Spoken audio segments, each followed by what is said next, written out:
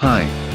The LX 570 has the two features that make for a real 4x4, a lockable center differential, which keeps the front and rear wheels turning at the same speed, and a 2-speed transfer case, which allows a low gear to multiply the torque and pull the vehicle up steep hills without the need for speed.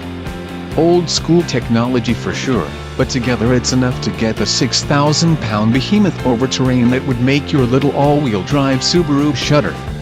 On top of those basics are crawl control, a multiterrain select system and active ride height control. At the touch of a button I was able to raise the LX 570 to 11.3 inches of ground clearance and set the computer to deal with the rock and sand we encountered on our route.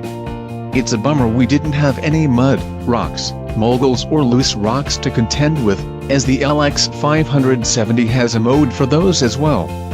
On a route laid out by Lexus, we approached a fairly steep downhill.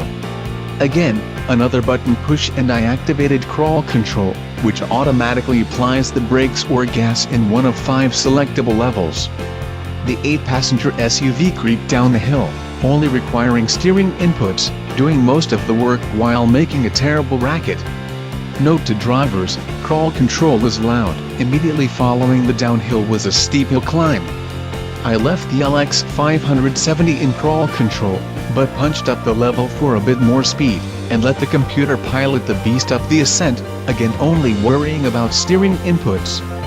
If I'm to be perfectly honest, I prefer my four-wheeling experiences to be a little more pure. I've been to plenty of sketchy places with just a low gear and a locking diff. A terrain management system is great for folks who are new to four-wheeling, but it's far from necessary.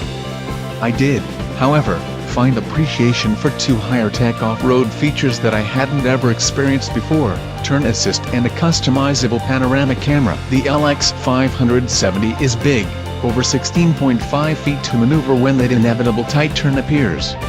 When the vehicle is in crawl control and senses a radical steering input, it locks up the inside rear wheel, pivoting the car and essentially acting like a turning brake. It doesn't make the LX 570 turn on a dime, but it does help avoid any awkward 12-point turns that might happen out on the trail. Panoramic cameras in larger vehicles aren't new, but the LX 570 let me decide what I wanted to see on the 12.3-inch center screen. I could set it to only display the front, side or rear, or any 3-way combination including underside side. It's like having a spotter that never has to get out of the car. Thanks for your attention. Likes and subscriptions.